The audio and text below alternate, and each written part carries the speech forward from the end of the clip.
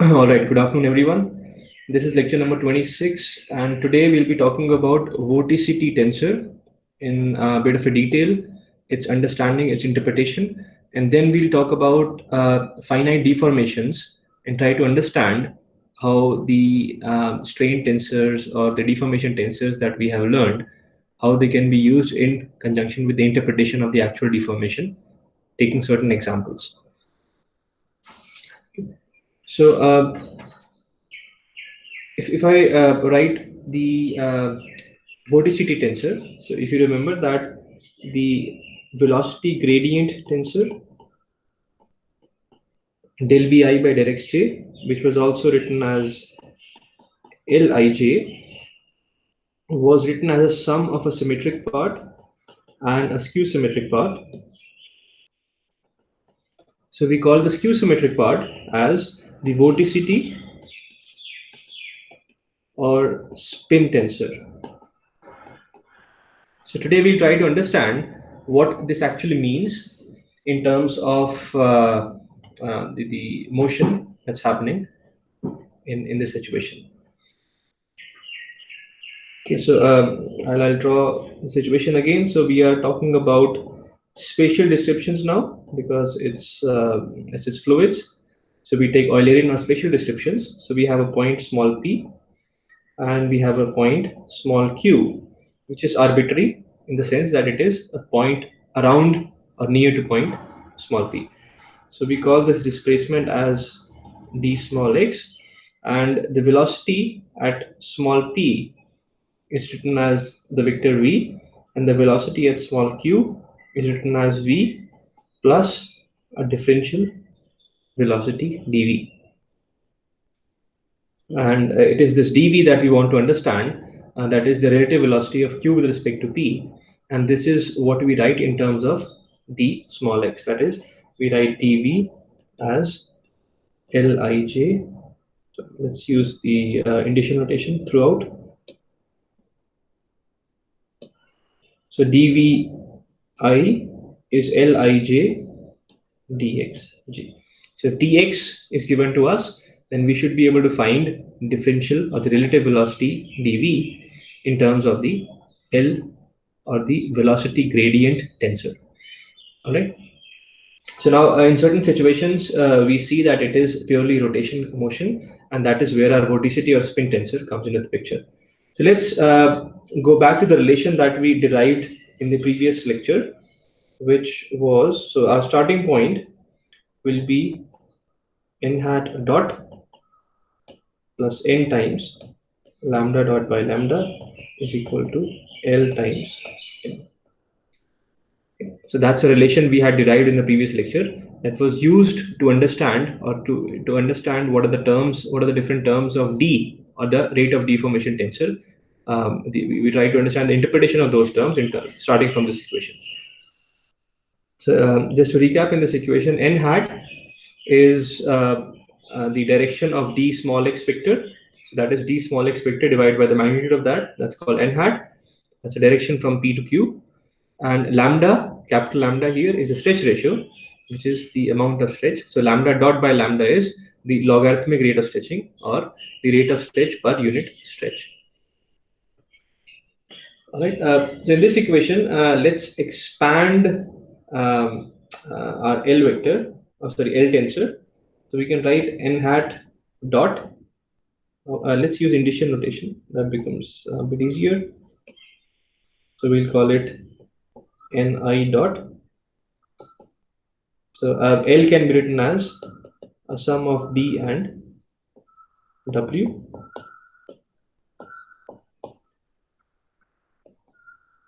And if you remember, then lambda dot by lambda was written as n dot d dot n.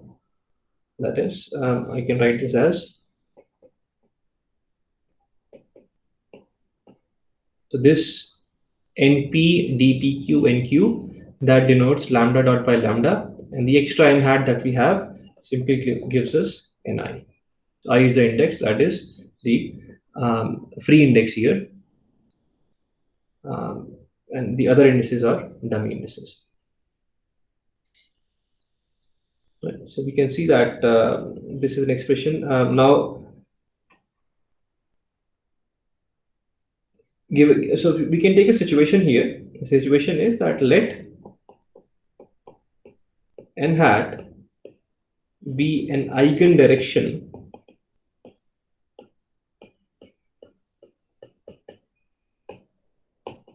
of D. So we are assuming, we are taking a special case where n hat, that's the vector going from P to Q, we take an n hat in that which is an eigendirection of D. So remember that D is a symmetric, real symmetric tensor. So it has three eigendirections and three eigenvalues. So we take n hat to be one of the eigendirections of D. So in that case, we can simplify the above expression. So in this case, the above expression simply,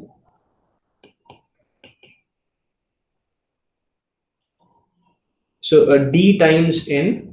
Now since n is an eigendirection, so we can write that as D sub L. So let n be the Lth eigendirection, because L can be 1, 2, or 3 depending on which eigendirection we are taking. So we say that let n hat be an eigendirection of D ij, that is the Lth eigendirection. So we have used the expression dn equals the eigenvalue, which is D subscript L times n.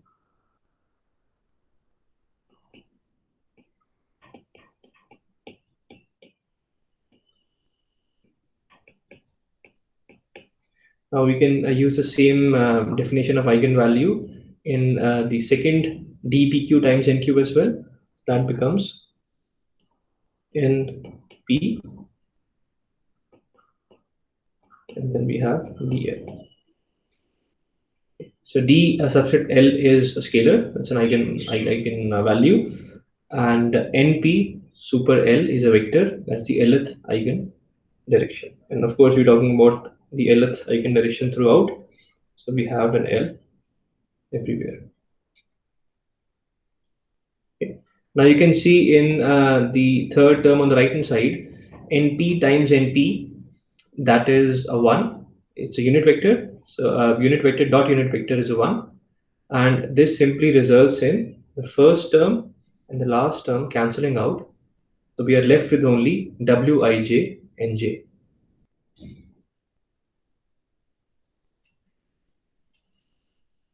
So finally, what we have is we have ni dot is equal to wij, which,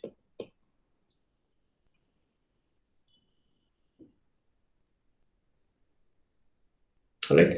So in this case, it's interesting to see that the left hand side is n dot. Now remember, n is a unit vector. So when I say the time derivative of unit vector, that's the change in unit vector. A unit vector, a vector in general can change either in length, that's magnitude, or in direction, or both. Okay, so in this case, there's no meaning of a change in length of unit vector, because unit vector is always unit length. So the only thing that can change here is the direction. So what this tells us, that if you take the Lth eigen direction of D and you multiply that by W, that tells you how much has that eigen direction rotated.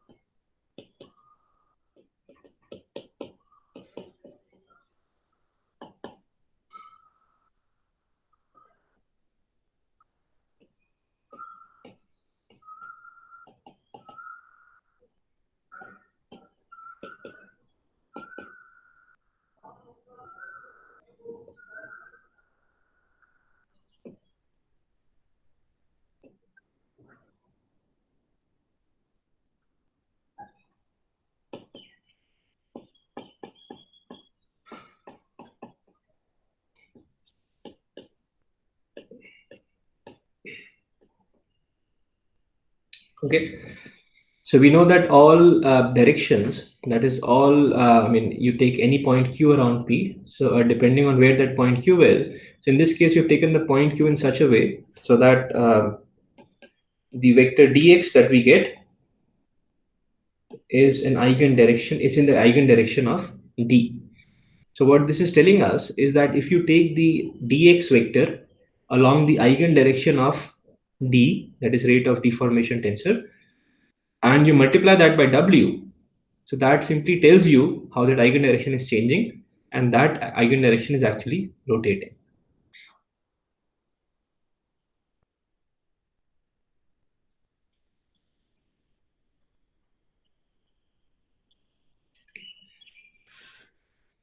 So the rate of rotation of the eigendirection is given by Wij and J.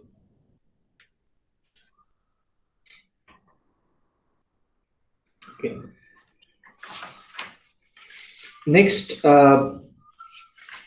if you remember from our discussion of the infinitesimal rotation tensor, that was omega ij, we said that since it's a skew symmetric tensor, it has three independent or three distinct numbers that characterize this, because a skew symmetric tensor has zero diagonals.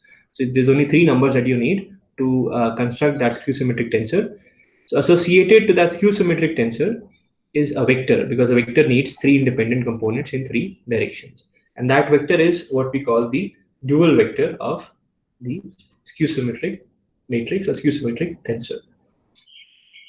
So in this case, Wij also has a dual vector associated with it, which we call omega.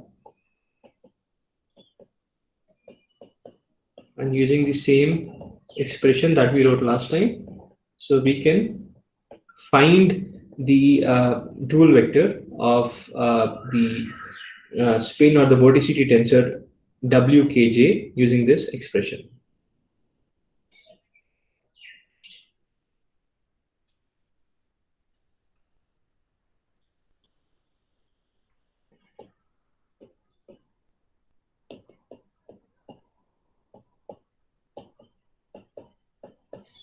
Okay, so this is the dual vector of Wkj.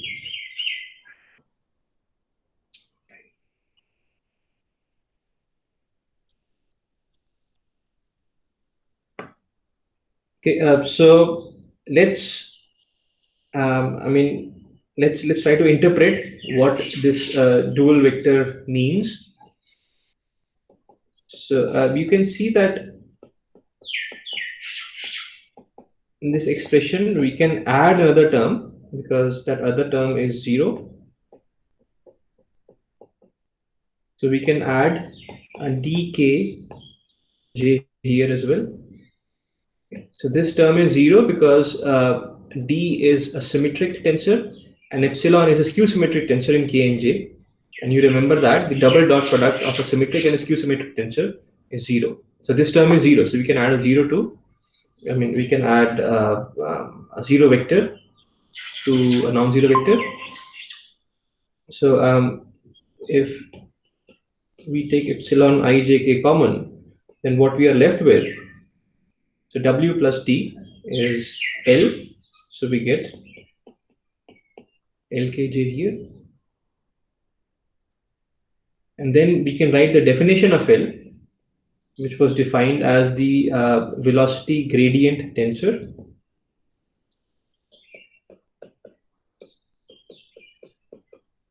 So LKJ was VK comma J.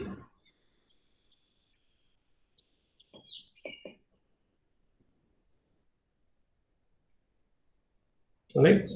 Now, if you see this, what you have here is nothing but half times the curl of velocity.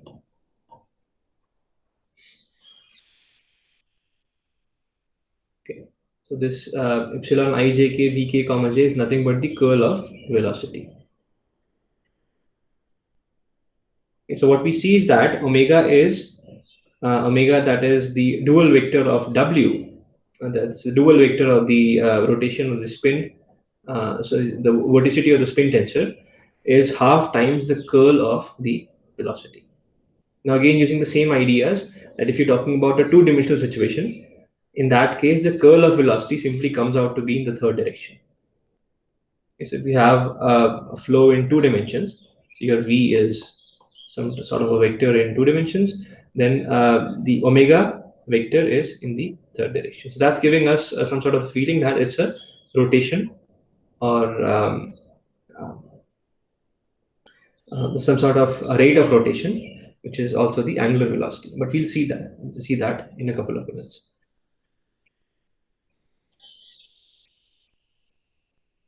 All right, so let's go back to our expression for dvi. So this is where we started. So dvi was lij dxj, and L was written as d plus w. Now we take a particular situation where d is 0. So we're trying to understand what sort of a motion will that be when d is 0. Okay, so if d is 0, then your relative velocity of q with respect to p is simply wij dxj. Now, I didn't show that, but if I go back a slide, then in the expression for the dual vector, we wrote wi is half epsilon ijk wkj. Now, using the same ideas that we discussed earlier, so we can invert this. So that means we can write w tensor in terms of omega vector.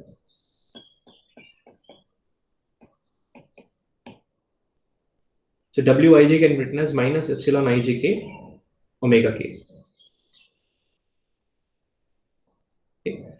It's again very easy to show that, and we actually showed that in the a couple of lectures ago. Okay, so I'll substitute w in terms of omega now. So in this expression where we had dvi is lij dxj, in this expression for a situation where rate of deformation is 0, we'll substitute wij as minus epsilon ijk omega k dxj.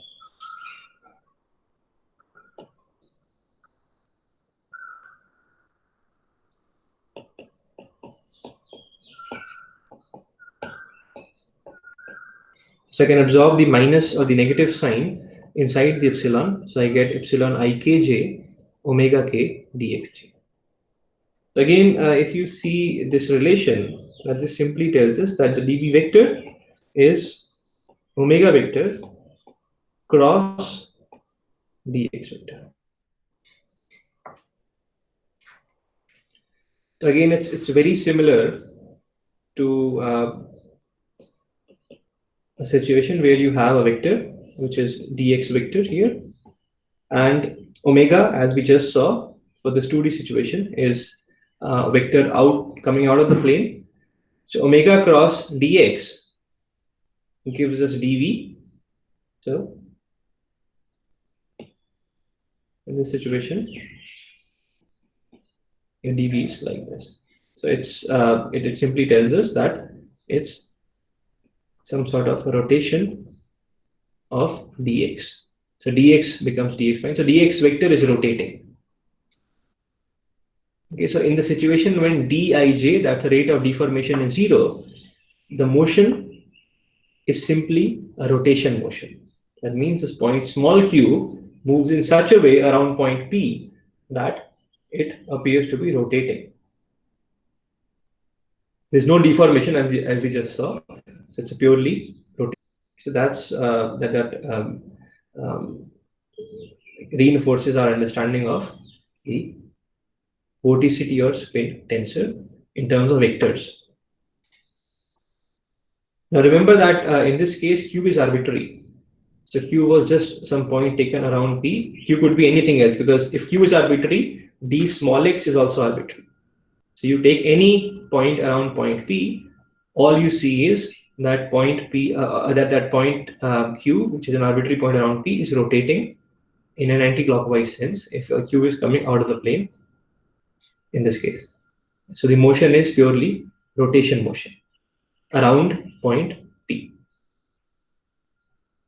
Okay, so it's difficult to interpret because if the motion is homogeneous, then at every point in the flowing fluid, you see only rotations happening at each point, around each point.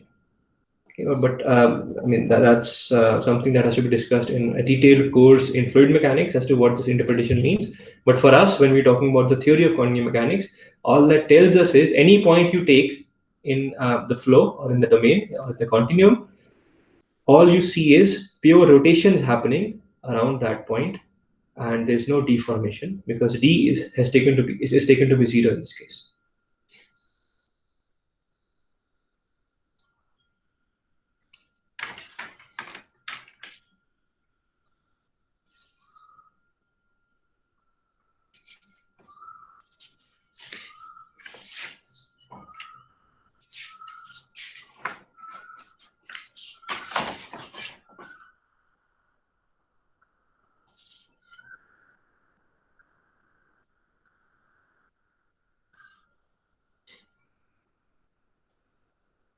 So let me write that.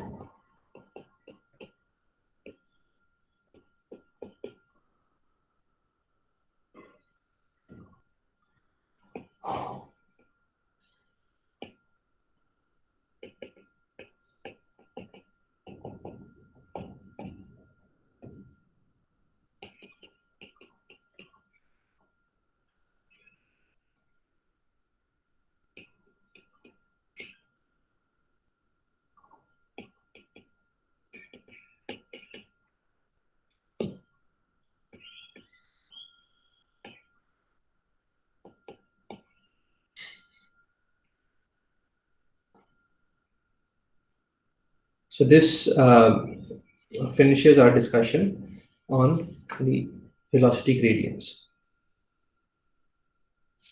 Okay.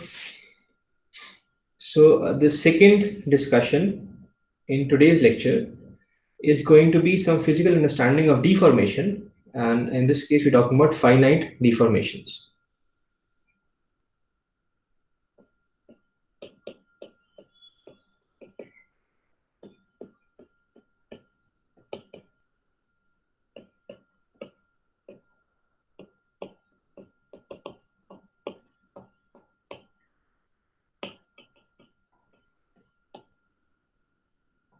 So we'll take certain examples, and through each example, we try to understand what that deformation. I mean, we'll try to first see the kind of deformation by seeing how the vectors are deforming, and then we'll also see the deformation gradient tensors or strain tensors, and see if our understanding or the interpretation of these strain tensors match with the physical situation that we interpret.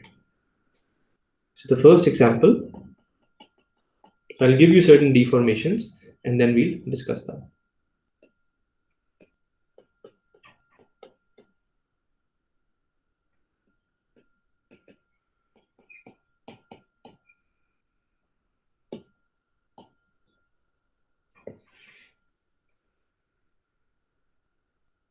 This is deformation that's given to us, or the mapping that's given to us. So small x1 is capital X1 plus 5, and small x2 is capital X2 plus 5. Remember, capital X1 and capital X2, they are the material coordinates, and small x and small x1 and small x2 are the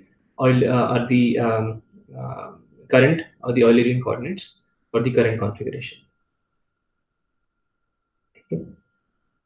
So let's see what's happening here. So remember that our d small x vector was written as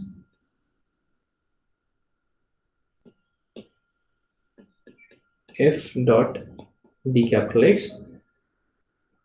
So the f tensor or the deformation gradient tensor contains the information about how our vectors in the material coordinates are linked to the vectors in the current configuration. So in this case, our f vector is, so f was nothing but del x1 by del capital X1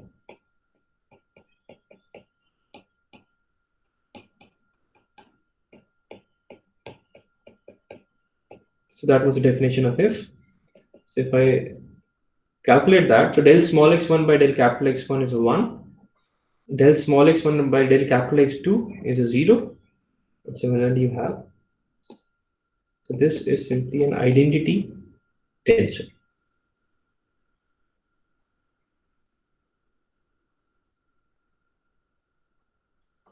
So what that gives us is d small x is equal to d capital X.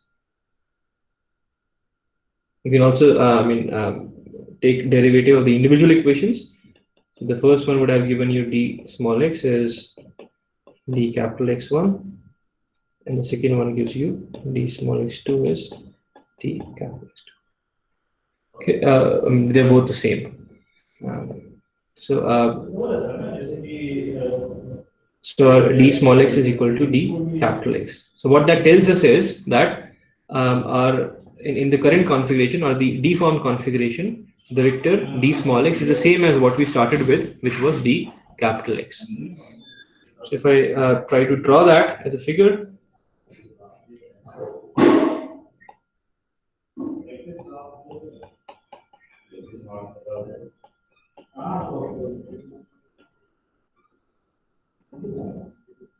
so this is the first one is your undeformed configuration, and the second one is your deformed configuration.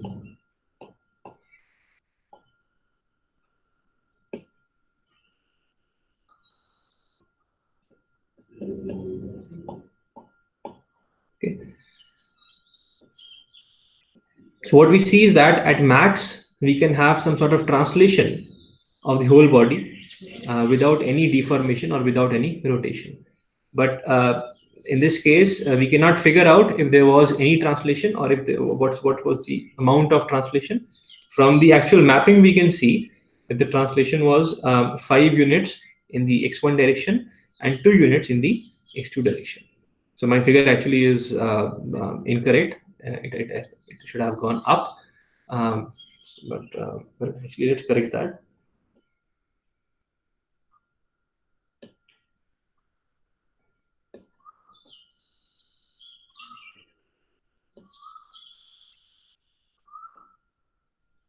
So the body went to the right by 5 units, and went up by 2 units.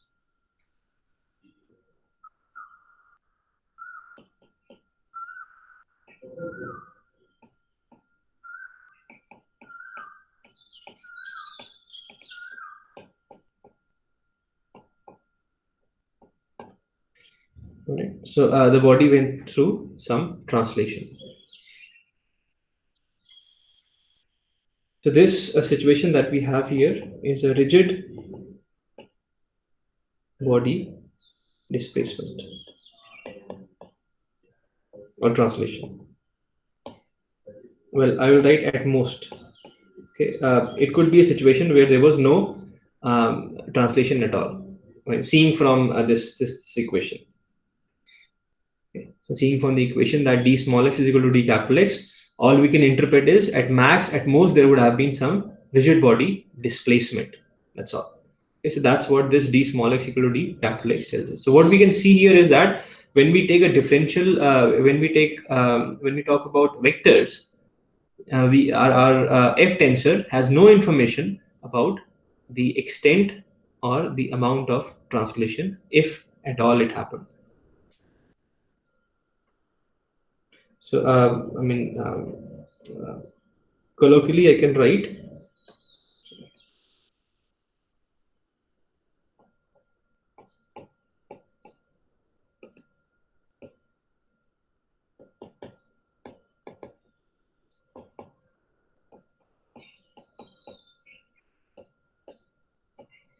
so the gradients eat the displacements.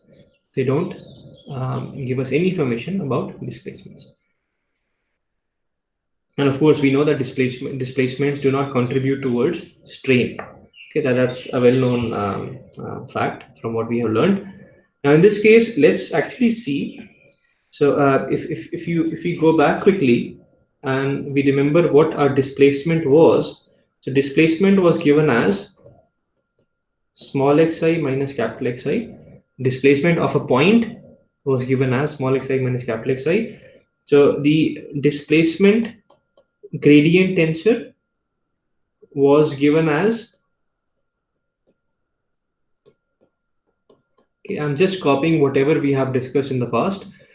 Okay, so ui comma j is xi comma j minus delta ij, or we can also write this as the displacement gradient tensor is the f tensor minus the identity tensor. So whenever I subtract identity from f, I get the displacement gradient tensor. And the use of this displacement gradient tensor was that du vector was given as, sorry, let's use initial notation. So a differential displacement, a differential relative displacement was given as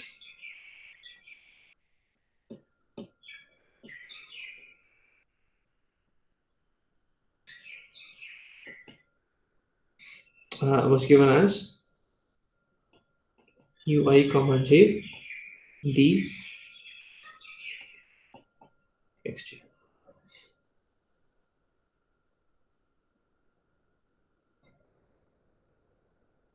Actually, we should be careful with the indices here. The way we define ui comma j was that the second index j was in the material coordinate system, so we could have used a here. So let me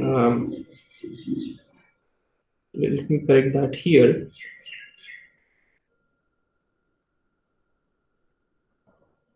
This actually should have been an a.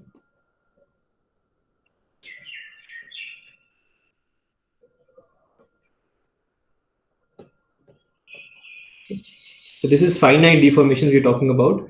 So in this case, the derivatives with respect to Eulerian or the Lagrangian coordinate system, they are different.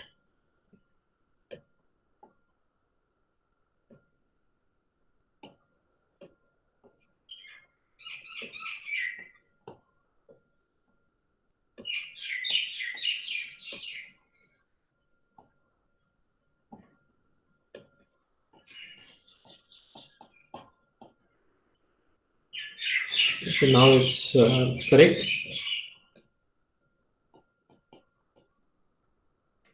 So dui is ui comma a d capital X a. Okay, so that's the whole use. So this is quick recap from last time. So in the present example, which is a translation only example, if I actually see what my ui comma a is, now f is identity here. So if I take this actually becomes 0 because identity minus identity is 0. So what that tells us is that in this case, du vector is 0. That's exactly what's happening because it's a translation. So the relative differential displacement. So if I superpose my small p with capital P, then my small q also superposes with capital Q because there is no rotation or deformation here. And you can also see that your Lagrangian finite strain tensor, it's a finite strain situation. So you have finite strain tensors, which should be used. So you have F transpose F minus I. That was the definition of capital E. In this case, this is 0. So what we are doing is, of course, I mean, it's a very trivial sort of mapping that's given to us. So we are trying to go back to the different tensors F, ui comma j, e, etc., and trying to see, try to see if whatever we interpreted as the different terms of those tensors are actually making sense for this particular example. For this case, which is rigid body displacement, we have our strain as 0 as expected and du as 0 as expected.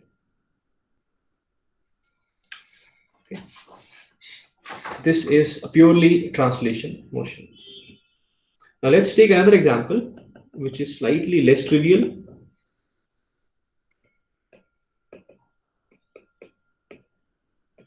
Now in this case, what we see is that the small x coordinates depend on both capital X1 and capital X2.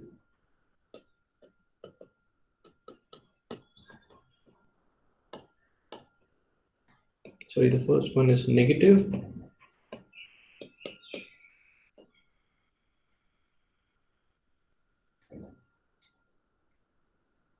Okay, so this is our mapping. Small x1 is capital X1 cos theta minus capital X2 sin theta, and small x2 is capital X1 sin theta plus capital X2 cos theta. Okay, so in this case, our F tensor. Okay, so the first term is del small x1 by del capital X1, which is cos theta. The second column in the first row is del small x1 by del capital X2, which becomes a minus sin theta. And similarly, we have sin theta and cos theta.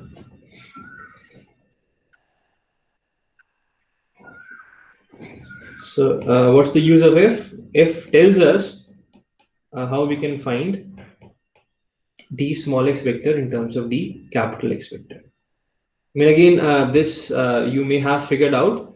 If a tensor, a matrix which is cos theta minus sin theta, cos theta is simply a rotation matrix. So what's happening here is, if we start with a square in this case, let's assume we have a square. So what we see is that this x coordinate of the square, it rotates by an angle theta. Similarly, the left face of the square also rotates by an angle theta. So what you actually get is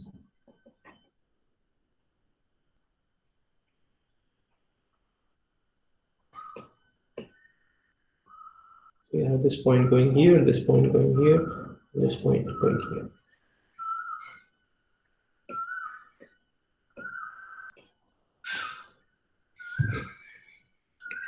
Very easy to see. In this case, it's a theta angle rotation. Okay, so for this mapping, what we have is we have a pure rotation. Okay, the whole body is simply rotating. It's rigid body rotation.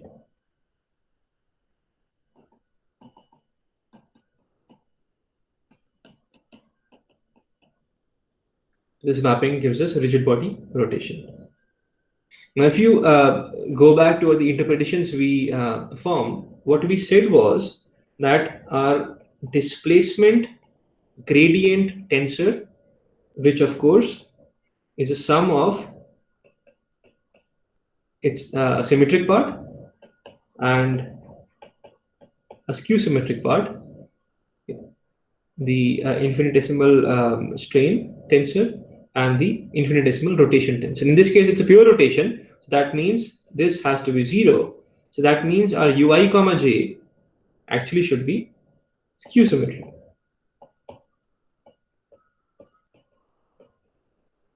So ui comma j by definition is simply fij minus identity.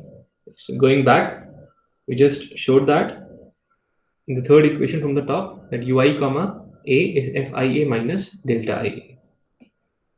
Okay, so ui comma j is fij minus delta ij.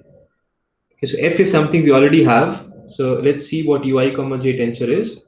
So this is cos theta minus 1 .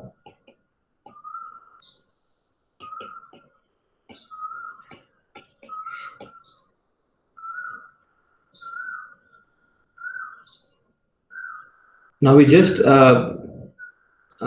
said that ui comma j has to be skew symmetric, because as we have seen, it's a pure rotation. But we don't see that here, because f minus I, which is ui comma j, is not skew symmetric. So what's happening here? Can anyone guess?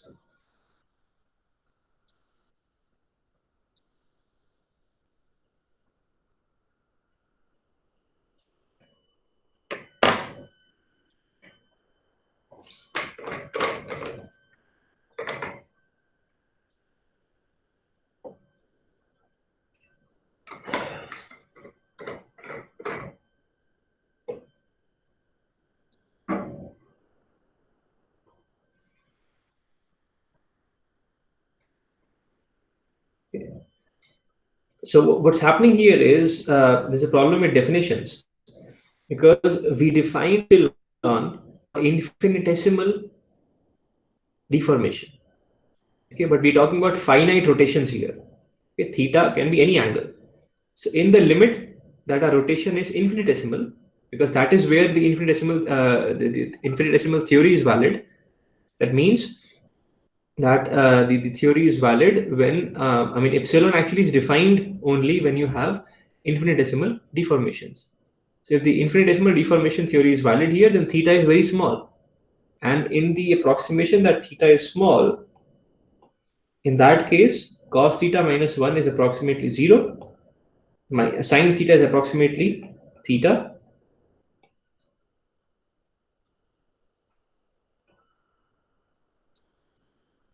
And now you can see that this is skew symmetric.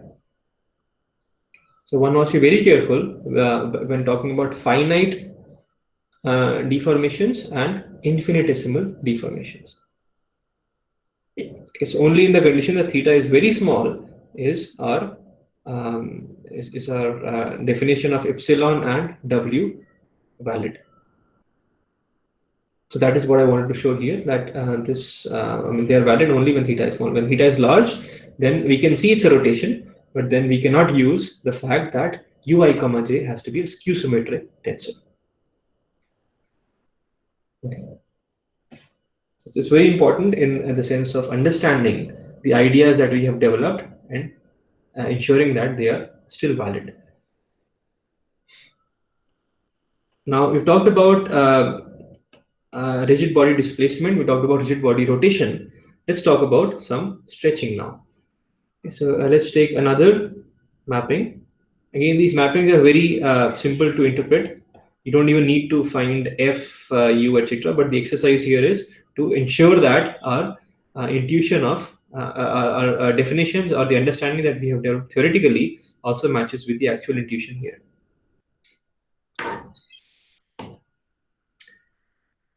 So x1 is twice capital X1 and small x2 is 1.5 times capital X2. Okay, so let's see graphically what's happening here.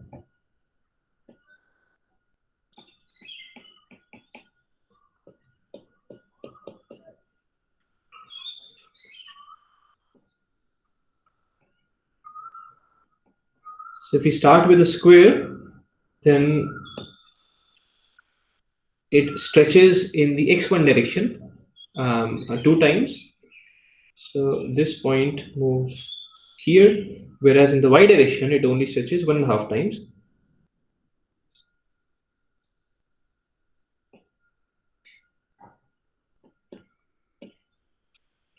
So it's a stretching in the 2 directions.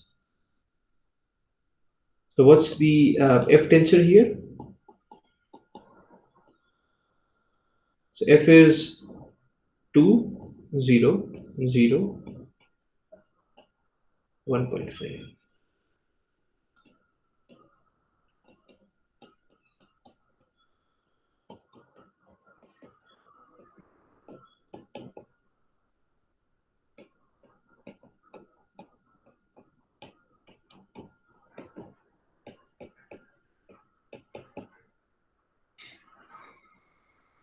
So what we see is that if we start with a vector like this,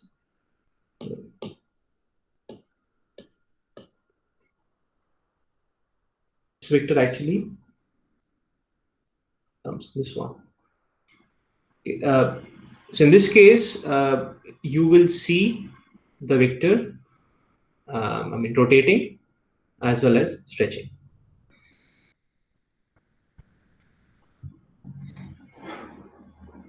Okay.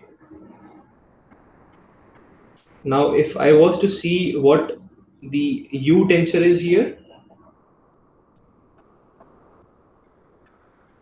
so the U tensor ui comma j is Fij minus delta ij. So this becomes 1, 0, 0, 0.5.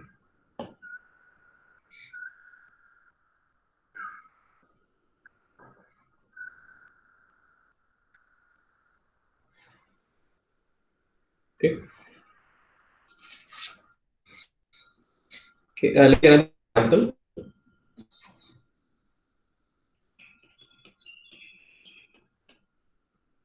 Now, in this example, we have in the last one. Let's write that this is deformation.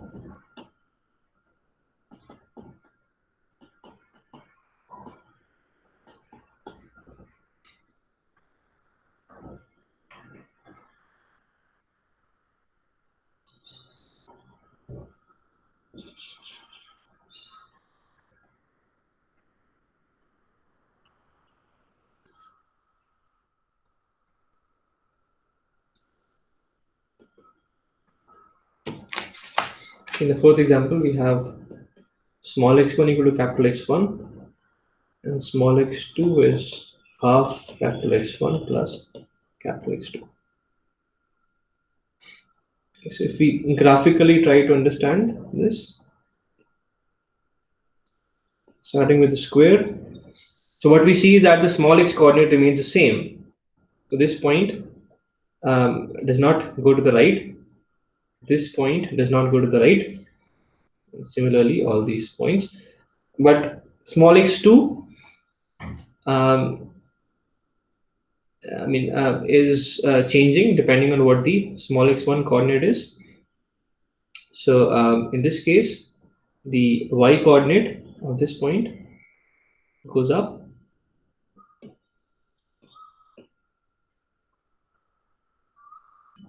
So x2 is half times x1.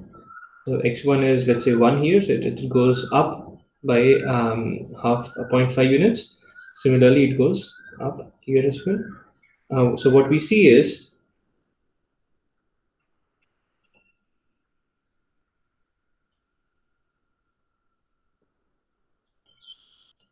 situation like this. So it looks to us like a very nice rotation, sorry, a shearing here. This definitely is deformation. So let's see what the F tensor looks like in this case.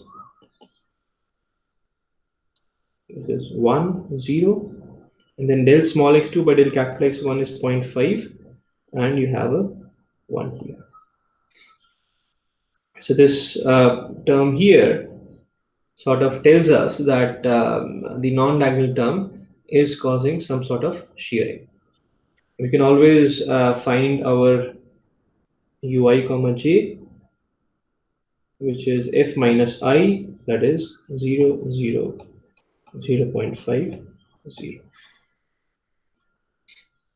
Okay, so ui comma j tensor is this one. And again, does this have a symmetric part?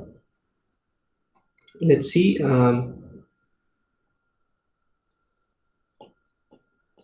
The symmetric part of ui comma j, which is epsilon,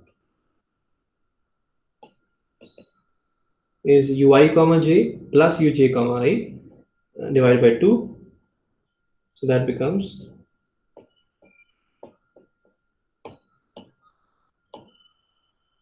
then we make a transpose of that.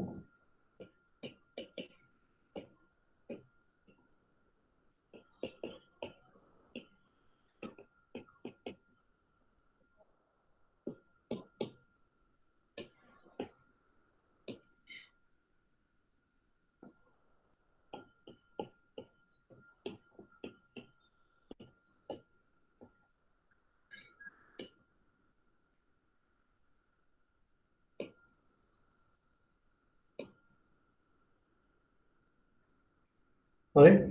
So we can see a very nice deformation happening. So there's no longitudinal strain. It's purely shear strain in this case. And similarly, you can see that it also has a skew symmetric part. So you can also see the vectors rotating. So the last example that we'll consider today, again, you can think of your own and try to make sure that the interpretations that we have discussed in the past also still make sense. The last example is small x1 is capital X1 plus 0.5 capital X2, and small x2 is half capital X1 plus capital X2. So in this example, let's see what the F tensor is.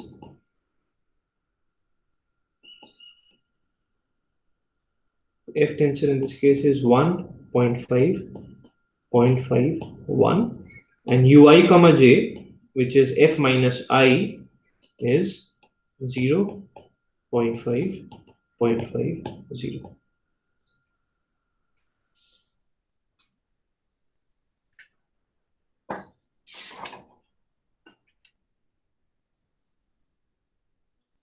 Okay, so what we see is that our displacement gradient tensor ui comma j is symmetric. So there's no skew symmetric part here.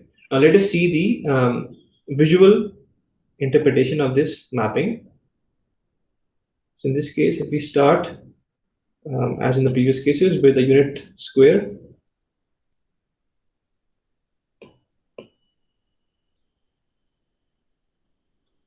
then what we see is that this point goes up, and similarly the left point goes here.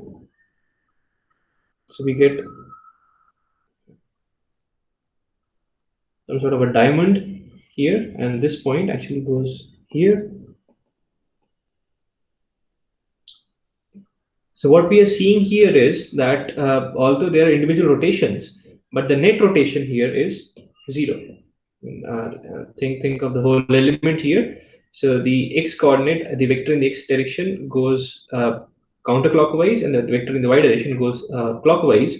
So they sort of somehow cancel the rotations. So this sort of deformation that you are seeing in this case, there is no net rotation. Okay, and that is exactly what we see as wij in this case is 0. There is no skew symmetric part. Ui comma j is purely symmetric. Okay, and of course you can see some shearing. I mean, if you think about it, it's like you are applying some sort of shearing, and that is causing the object to, change its shape into a diamond.